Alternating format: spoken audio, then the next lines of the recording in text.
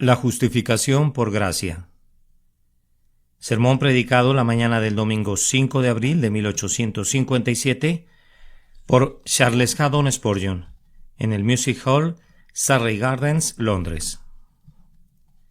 Siendo justificados gratuitamente por su gracia, mediante la redención que es en Cristo Jesús. Romanos capítulo 3, versículo 24. El monte del consuelo es el monte del Calvario. La casa de consolación está construida con la madera de la cruz. El templo de licores celestiales tiene su fundamento sobre la roca hendida por la lanza que traspasó su costado. Ninguna escena de la historia sagrada alegra jamás el alma como la escena del Calvario. No es extraño que la hora más oscura que alguna vez amaneció en la tierra pecaminosa toque el corazón con un poder más suave para consolarlo que la alegría de un ángel. Que mire mejor a la cruz el ojo que lamenta, que al lugar donde las estrellas de Belén brillan. En ninguna otra parte puede el alma encontrar consuelo jamás, sino en ese lugar donde la miseria reinó, donde la aflicción triunfó y donde la agonía alcanzó su clímax. Allí la gracia ha excavado una fuente que siempre fluye con aguas puras como el cristal, y cada gota es capaz de aliviar los dolores y las agonías de la humanidad. Ustedes han tenido sus épocas de dolor, mis hermanos y hermanas en Cristo Jesús, y ustedes confesarán que no fue en el monte de los olivos donde encontraron consuelo, ni tampoco en el monte Sinaí ni en el Tabor. Más bien, Getsemaní, Gábata y el Gólgota han sido los instrumentos de consuelo para ustedes. Las hierbas amargas de Getsemaní con frecuencia han quitado las amarguras de sus vidas. El flagelo de Gábata a menudo ha ahuyentado con el látigo sus preocupaciones, y los gemidos del Calvario han hecho oír todos los otros gemidos.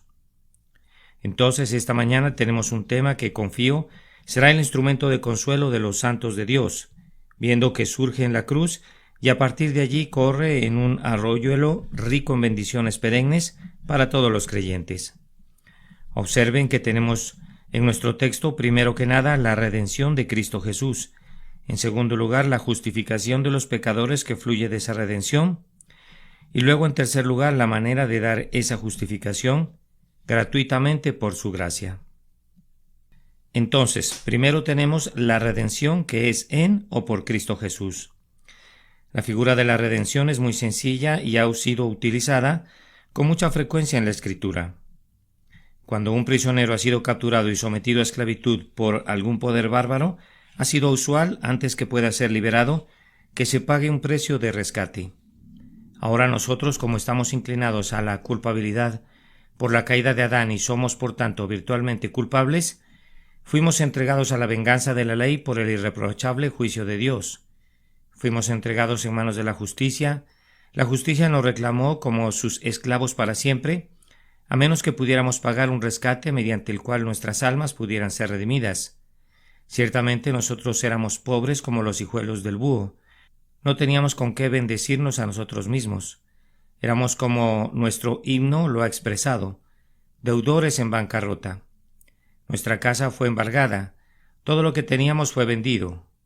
Nos quedamos desnudos y pobres y miserables, y por ningún medio podíamos encontrar una recompensa, y justo en ese momento Cristo entró y se hizo nuestro patrocinador, y, en el lugar y posición de todos los creyentes, pagó el precio del rescate para que nosotros pudiéramos en esa hora ser liberados de la maldición de la ley y de la venganza de Dios y seguir nuestro camino limpios, libres y justificados por su sangre. Permítanme mostrarles algunas de las cualidades de la redención que es en Cristo Jesús. Ustedes recordarán a la multitud que Él ha redimido. No solamente yo ni solamente tú, sino una gran multitud la cual nadie podía contar, que excederá en número a las estrellas del cielo, que no pueden ser contadas por los mortales. Cristo ha comprado para sí algunos de cada reino y de cada nación y lengua bajo el cielo. Él ha redimido de entre los hombres a algunos de cada rango, desde el más elevado hasta el más bajo, algunos de cada color, blancos y negros, algunos de cada posición en la sociedad, a los mejores y a los peores. Jesucristo se ha entregado a sí mismo por algunos provenientes de todas las categorías, para que puedan ser redimidos para Él. Ahora, en relación a este rescate, tenemos que observar que se pagó todo, y todo fue pagado de una vez. Cuando Cristo redimió a su pueblo, lo hizo por completo. No dejó ni una sola deuda sin pagar ni ningún pequeño saldo para ser pagado después. Dios demandó de Cristo el pago de los pecados de todo su pueblo. Cristo intervino y pagó hasta el último centavo que su pueblo debía. El sacrificio del Calvario no fue un pago parcial. No fue una exoneración parcial, sino que fue un pago completo y perfecto. Y obtuvo una completa y perfecta remisión de todas las deudas de todos los creyentes que han vivido, que viven o que vivirán hasta el fin de los tiempos. En ese día que Cristo colgó en la cruz, no dejó ningún saldo que nosotros tuviéramos que pagar como satisfacción para Dios.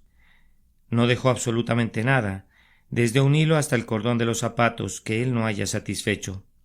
Todas las demandas de la ley fueron pagadas en ese momento y en ese lugar por Jehová Jesús, el gran sumo sacerdote de todo su pueblo. Y bendito sea su nombre, lo pagó todo de una vez. El rescate fue tan invaluable, tan digno de un príncipe y tan generoso fue el precio demandado por nuestras almas, que uno pensaría que hubiera sido maravilloso si Cristo lo hubiera pagado en abonos, parte ahora y parte después. Los rescates de los reyes a veces han sido pagados en parte con un pago inicial, y luego en abonos durante un plazo de años. Pero no sucede así con nuestro Salvador. De una vez por todas, Él se dio a sí mismo como sacrificio.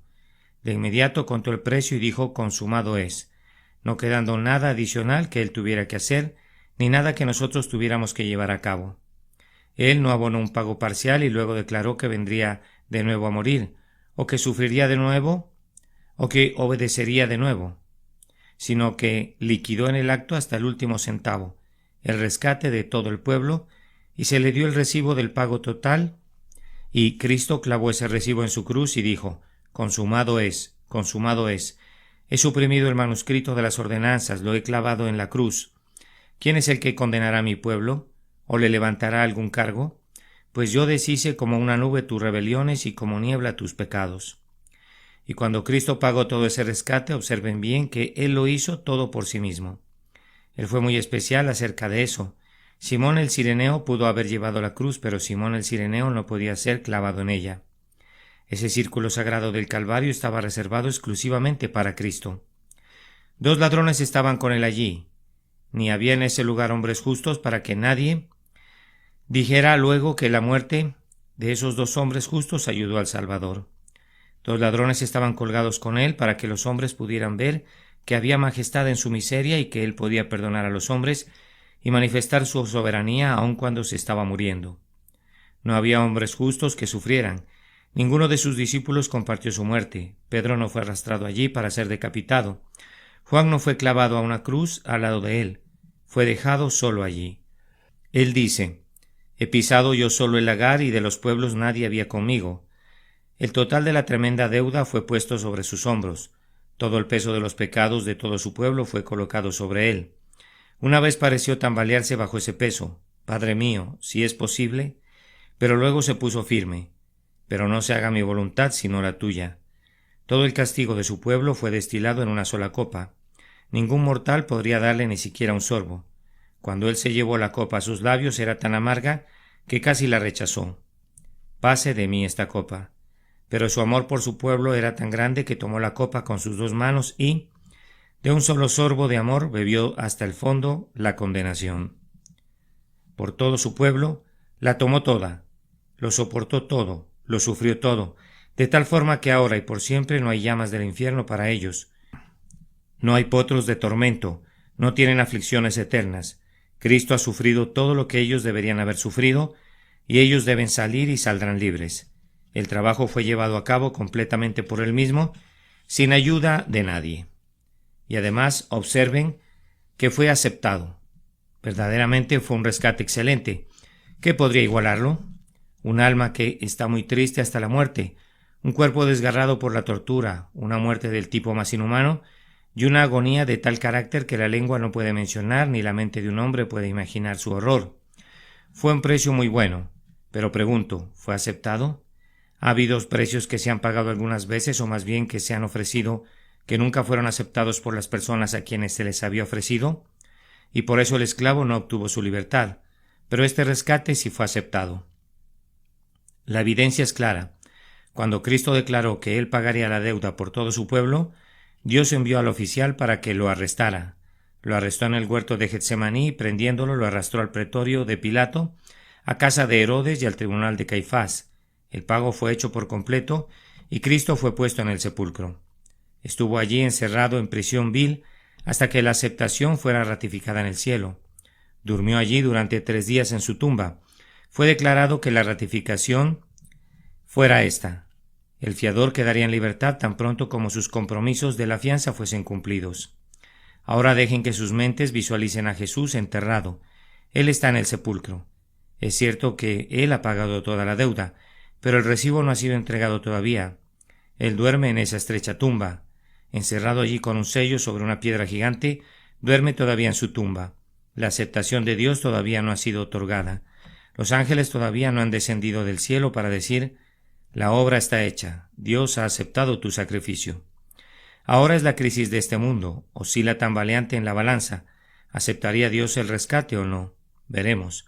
Un ángel desciende del cielo con un resplandor intenso, remueve la piedra y sale el cautivo sin vendas en sus manos, habiendo dejado atrás su indumentaria fúnebre, libre, para no sufrir nunca más, para no morir nunca más. Ahora, si Jesús no hubiera pagado la deuda, nunca habría sido puesto en libertad. Si Dios no hubiera aceptado su sacrificio, Él estaría en su tumba en este momento. Nunca se hubiera levantado de su tumba. Pero su resurrección fue una señal de que Dios lo había aceptado. Dijo: he tenido una reclamación contra ti hasta esta hora. Esa reclamación ha sido satisfecha, ahora eres libre. La muerte entregó a su cautivo real, la piedra fue rodada, y el conquistador salió llevando cautiva la cautividad.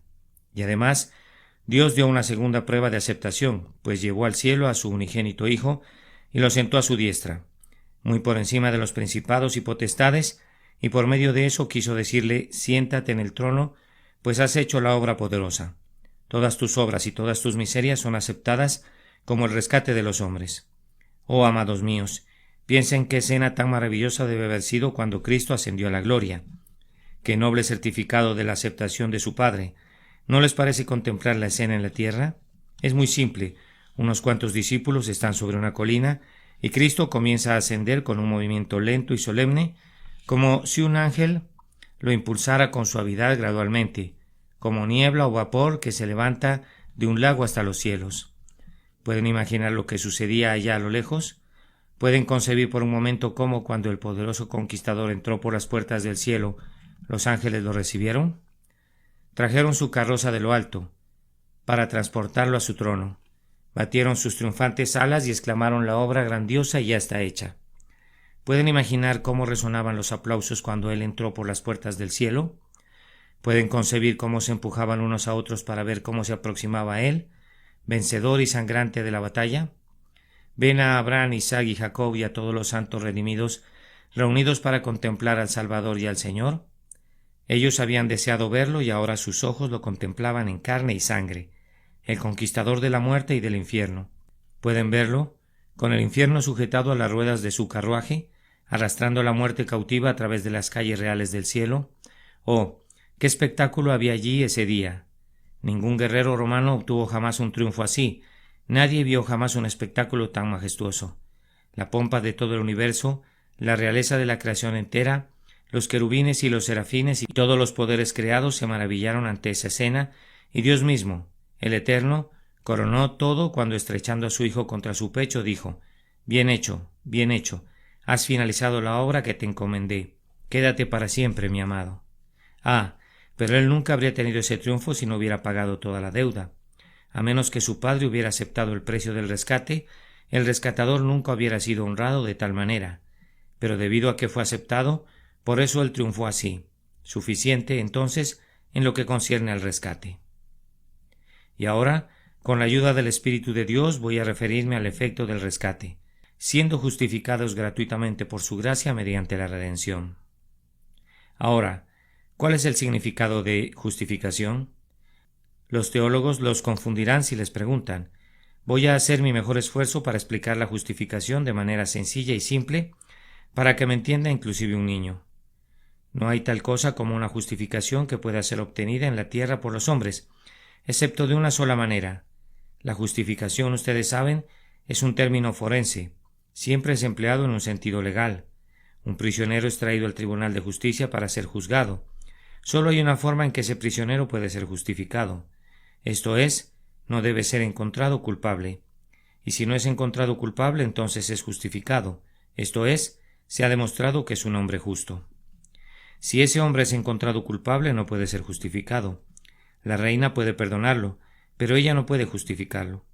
Sus hechos no son justificables, si fuera culpable de ellos, y él no puede ser justificado por ellos.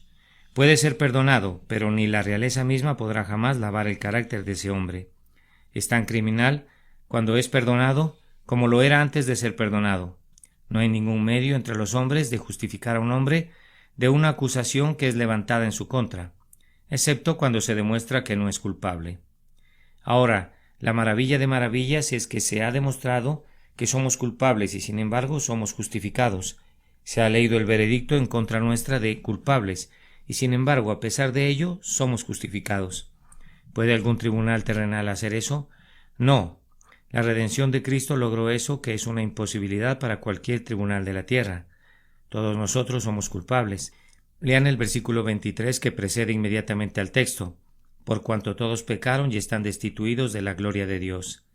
Allí es presentado el veredicto de culpables, y sin embargo inmediatamente después se dice que somos justificados gratuitamente por su gracia. Ahora, permítanme explicarles cómo justifica Dios al pecador. Voy a suponer un caso imposible. Un prisionero ha sido juzgado y condenado a muerte. Él es un hombre culpable. Él no puede ser justificado porque es culpable.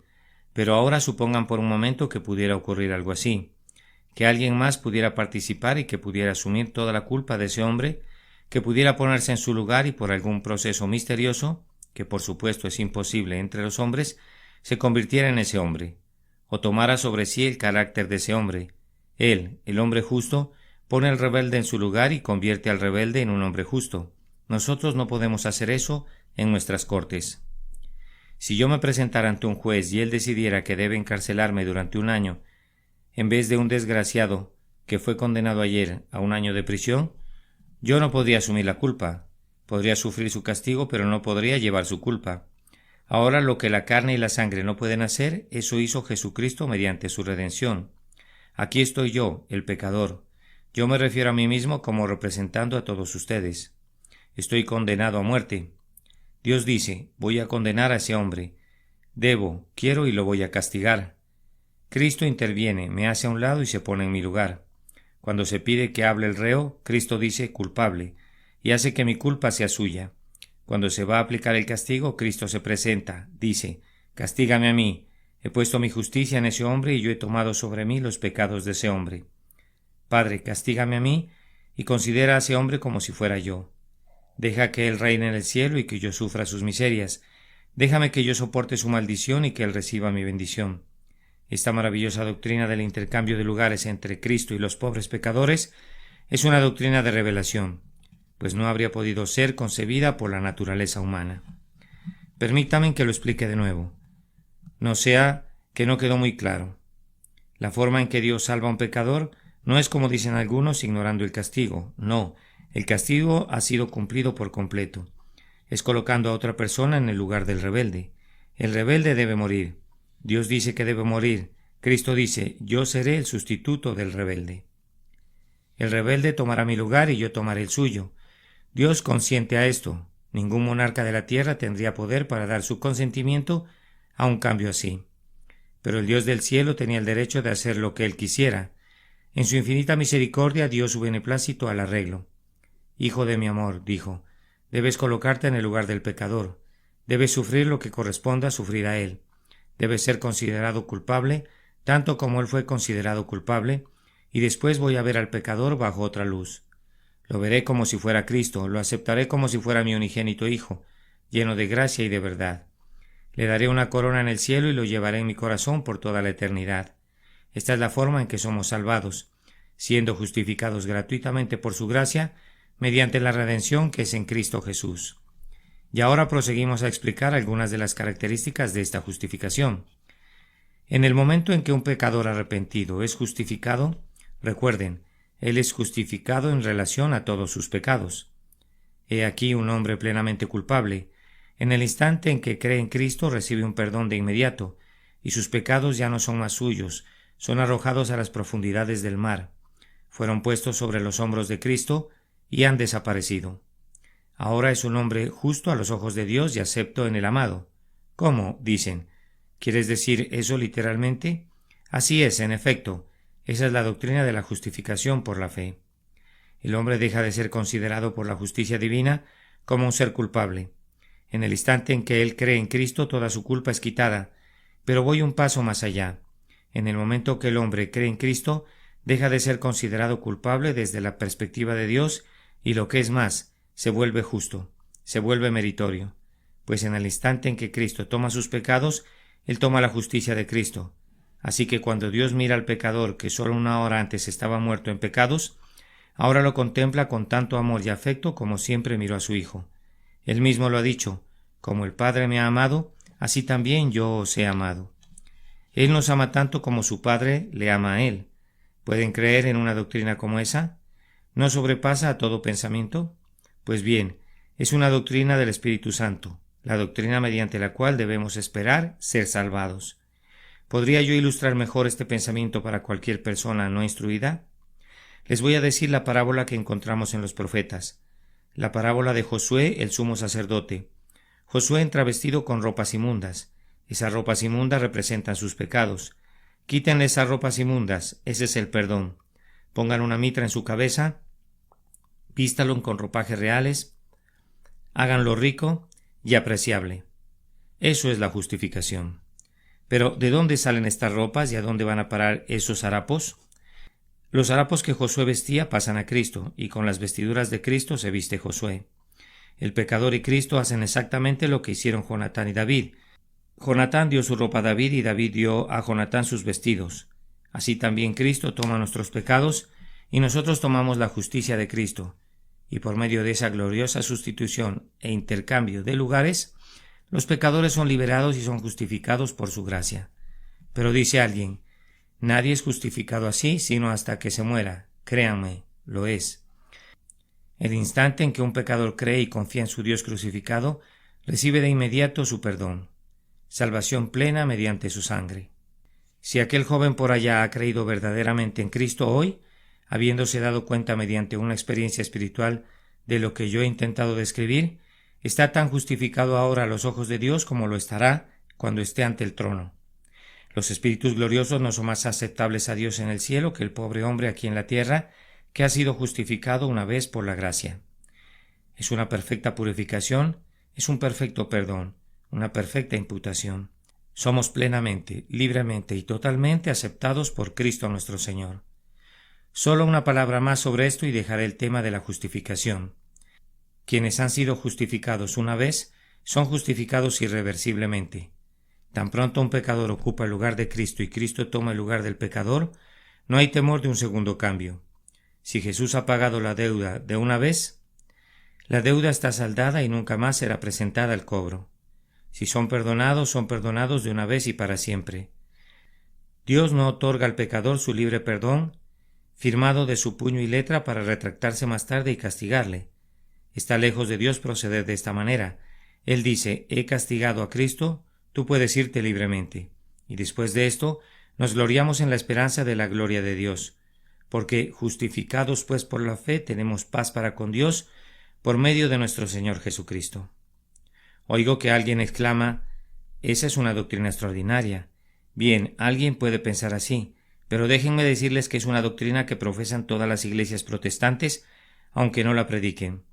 Es la doctrina de la Iglesia anglicana, es la doctrina de Lutero, es la doctrina de la Iglesia presbiteriana, es visiblemente la doctrina de todas las iglesias cristianas, y si resulta extraña a los oídos de ustedes es porque no están acostumbrados a oír, y no porque la doctrina sea extraña. Es doctrina de la Santa Escritura que nadie puede condenar a quien Dios justifica, y nadie puede acusar a aquellos por los que Cristo ha muerto, pues están completamente liberados de pecado, así que, como dice uno de los profetas, Dios no ha notado iniquidad en Jacob, ni ha visto perversidad en Israel. En el mismo instante en que ellos creen, sus pecados son imputados a Cristo. Dejan de ser suyos y la justicia de Cristo les es imputada, y contada como suya de manera que son aceptados. Y ahora voy a terminar con un tercer punto, el cual espero exponer brevemente y con mucho denuedo: la forma de otorgar esta justificación. John Bunyan diría que hay personas a quienes se les hace agua la boca por este gran don de justificación. Algunos de mis lectores estarán diciendo: oh, si yo pudiera ser justificado. Pero, ¿podré serlo, amigo? He sido un borracho, he sido un blasfemo y todo lo ruin que pueda ser un hombre. ¿Acaso puedo ser justificado? ¿Tomará Cristo mis negros pecados y tomaré yo sus blancas vestiduras? Sí, pobre alma, si tú lo deseas, si Dios te ha hecho desearlo, si confiesas tus pecados, Cristo está dispuesto a tomar tus harapos y a darte su justicia para que sean tuya para siempre. Bien, pero ¿cómo se puede obtener?, dirá alguno. ¿He de ser un santo varón durante muchos años para llegar a conseguirlo? Escucha, gratuitamente por su gracia, gratuitamente porque no hay precio que pueda pagarlo, por su gracia porque no es por nuestros méritos. Pero yo he estado orando por ello y no creo que Dios me perdone si no hago algo para merecerlo. Te digo, amigo, que si traes alguno de tus méritos jamás serás perdonado. Dios otorga su justificación gratuitamente y si tú traes algo para pagarla, te lo tirará a la cara y no te dará su justicia. Él la otorga gratuitamente. El viejo Rowland Hill fue cierta vez a predicar a una feria. Observó cómo los comerciantes vendían sus mercancías en subasta pública. Entonces Rowland dijo: yo también voy a hacer una subasta en la que venderé vino y leche sin dinero y sin precio. Mis amigos, allí dijo, se esfuerzan porque ustedes puedan llegarles a sus precios. Mi problema es que yo no encuentro quien sea capaz de bajarse a los míos. Y esto, mis queridos lectores, sucede con los hombres. Si yo predicara una justificación que se pudiera comprar con dinero, ¿quién se iría de aquí sin ser justificado? Si yo predicara una justificación que se puede obtener caminando 100 kilómetros, ¿no nos convertiríamos en peregrinos cada uno de nosotros mañana mismo? Si yo predicara una justificación que consistiera en flagelos y torturas, habría muy pocas personas que no aceptarían la tortura, y debo agregar que muy severamente. Pero si se trata de una justificación que es gratuita, los hombres la desprecian. ¿Cómo? ¿Voy a obtenerla completamente gratis sin que yo haga nada? Así es, la debes obtener a cambio de nada o jamás la tendrás, es gratuita. Pero ¿acaso no puedo ir a Cristo y apelar a su misericordia diciendo: Señor, justifícame, pues no soy tan malo como los demás? Eso no te servirá de nada, porque es por su gracia. Insultas a Dios queriendo comprar sus tesoros con tu dinero falso. Oh, qué ideas tan pobres tienen los hombres sobre el valor del Evangelio de Cristo, cuando piensan que pueden comprarlo. Dios no aceptará las sucias monedas de ustedes para que compren el cielo. Una vez un rico moribundo creyó que podría comprar un lugar en el cielo construyendo por su cuenta una serie de asilos. Un buen hombre se aproximó a su lecho de enfermo y le preguntó: ¿cuánto más va a dejar usted? 20,000 libras. Esa cantidad no podría comprar el suficiente espacio para que sus pies puedan pisar el cielo, pues sus calles son de oro. ¿Qué valor puede tener su oro? Sería considerado como nada, cuando el suelo del cielo está empedrado con oro. No, amigos míos, no podemos comprar el cielo ni con oro, ni con buenas obras, ni con oraciones, ni con nada. ¿Cómo habremos, pues, de conseguirlo? Con solo pedirlo. Todos los que nos reconocemos pecadores podemos tener a Cristo con solo pedirlo. ¿Deseas tú tener a Cristo? ¿Puedes tener a Cristo? El que quiera tome del agua de la vida gratuitamente, pero si tú te apegas a tus propios conceptos diciendo: no, yo trataré de hacer muchas obras buenas y luego voy a creer en Cristo, te respondo, amigo mío, que serás condenado si crees en semejante engaño. Solemnemente te advierto que no puedes ser salvo de esa manera. Bien, pero ¿no he de hacer buenas obras? Ciertamente que sí, pero no debes confiar en ellas. Debes confiar solamente en Cristo y después haces las buenas obras. Pero, dice alguien, yo creo que si hiciera algunas buenas obras me servirían de recomendación cuando me acercara a Cristo. No sería así, no constituirían recomendación alguna.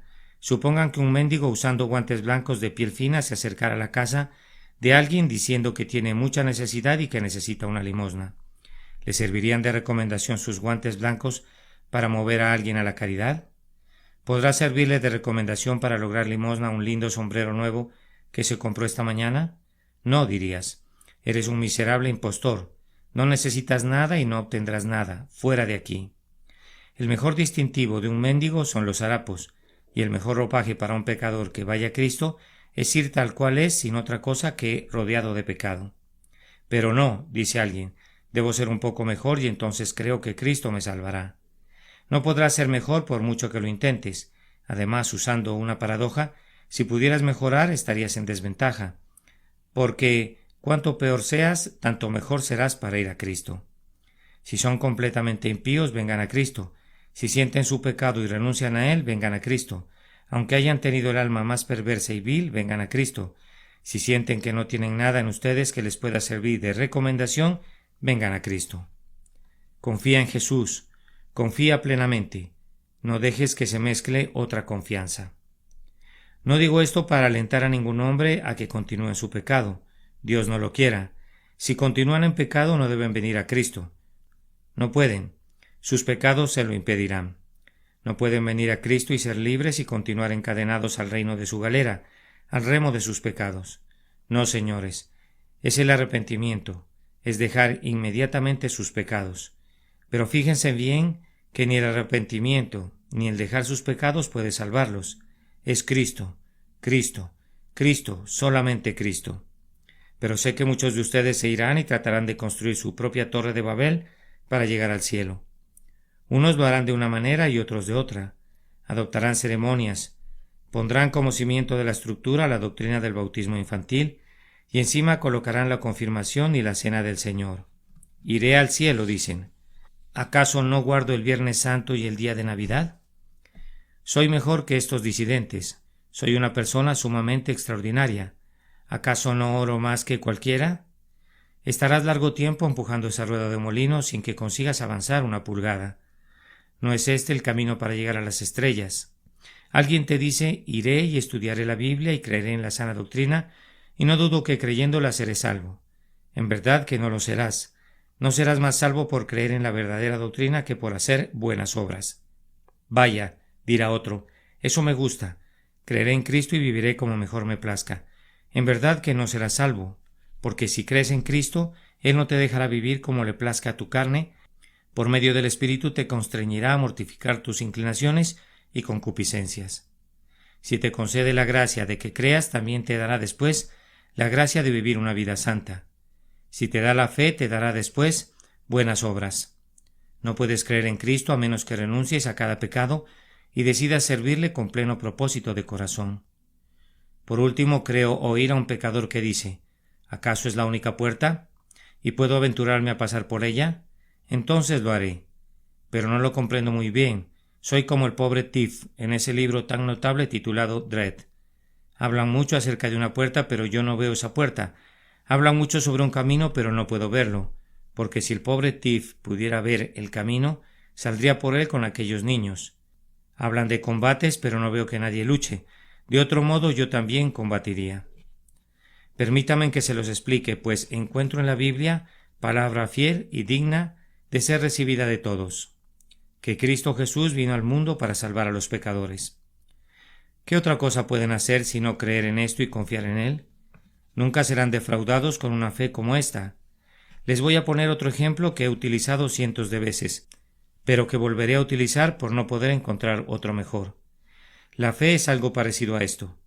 Es una historia que se cuenta de un capitán de barco de guerra, cuyo hijo, un muchacho joven, era muy aficionado a subir por el cordaje del buque. Una vez persiguiendo a un mono, subió al mástil hasta alcanzar el verterlo mayor, y como ustedes saben, el verterlo mayor es como una gran mesa redonda puesta sobre el mástil, así que cuando el joven estuvo allí, tenía espacio suficiente, pero la dificultad estaba, usando la mejor explicación que puedo, en que no podía alcanzar el mástil que estaba debajo de esa plataforma, pues su estatura no le permitía descolgarse por el verterlo, alcanzar el mástil y bajar. Allí estaba en esa plancha de madera. Se las había arreglado para llegar allí, de alguna manera u otra, pero le era imposible bajar. Su padre se dio cuenta y quedó horrorizado. ¿Qué debía hacer? En unos instantes su hijo caería y quedaría destrozado. Estaba aferrado a la plataforma con todas sus fuerzas, pero en pocos segundos caería sobre la cubierta, convirtiéndose en una masa informe. El capitán pidió un megáfono y llevándoselo a la boca gritó: «Muchacho, la próxima vez que el barco se incline lo suficiente, lánzate al mar». Era en verdad su única salvación. Podía ser rescatado del agua, pero jamás se salvaría si caía sobre cubierta. El pobre muchacho miró al mar. La altura era impresionante, no podía soportar la idea de arrojarse a la corriente que rugía allá abajo. Le pareció brava y peligrosa. ¿Cómo podía lanzarse a ella? Y así se aferró con todas sus fuerzas a la plataforma, aunque no había duda que pronto se soltaría y perecería. El padre pidió una pistola y apuntando al muchacho dijo: «Muchacho, la próxima vez que el barco se incline, lánzate al mar o si no te disparo». El chico sabía que su padre cumpliría su palabra, y así cuando el barco se inclinó hacia un costado se lanzó al mar. Los robustos brazos de los marineros fueron tras él y lo rescataron, subiéndole a cubierta. Como aquel joven, nosotros nos encontramos por naturaleza en una posición de peligro extremo, del cual ni ustedes ni yo tenemos la menor posibilidad de escapar por nosotros mismos. Desafortunadamente, tenemos algunas buenas obras propias a las que, como aquella plataforma, nos aferramos de forma tan entrañable que no las soltaremos nunca. Cristo sabe que si no las soltamos, terminaremos hechos pedazos, pues esa confianza putrefacta nos destruirá. Y por eso dice: «Pecador, abandona esa confianza en tus propias obras y arrójate en el mar de mi amor». Nosotros miramos hacia abajo diciendo: ¿podré ser salvo confiando en Dios? Parece como si estuviera disgustado conmigo y no podría confiar en Él. Ah, ¿no te persuadirá el tierno grito de la misericordia? El que creyere será salvo. ¿Acaso es necesario que te apunte con el arma de la destrucción? El que no creyere será condenado. Ahora te encuentras en la misma posición que aquel joven.